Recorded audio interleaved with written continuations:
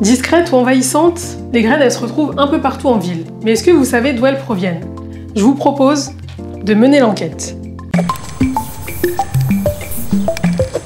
On pense souvent que les graines de trottoir qui poussent sont le fruit du hasard, mais Dame Nature ne laisse jamais rien au hasard. Que ce soit porté par le vent ou par le bec d'un oiseau, c'est des plantes qui s'adaptent à leur milieu et qui poussent dans les endroits les plus improbables.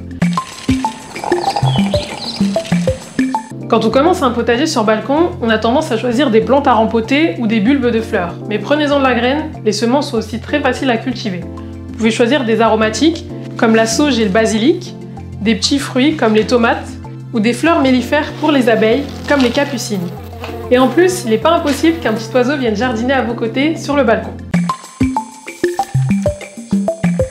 Vous pouvez aussi cultiver vos graines en intérieur, dans votre salon. C'est même la pièce idéale parce qu'elle est chaude et lumineuse. Vous pouvez placer vos semis sur le rebord d'une fenêtre ou dans un pot hydroponique si vous manquez de lumière. Et si vous voulez jardiner sans un radis, pensez à semer et planter les graines des aliments de votre cuisine, comme l'avocat, les tomates, le poivron ou les graines de coriandre.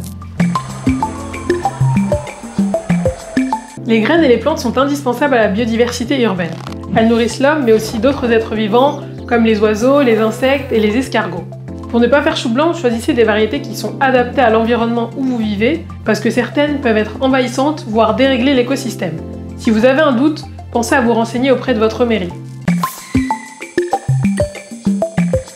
Vous avez encore des questions sur les graines ou vous voulez créer votre propre potager? Je vous invite à participer aux 48 heures de l'agriculture urbaine et aux animations près de chez vous pour devenir le pro de la graine.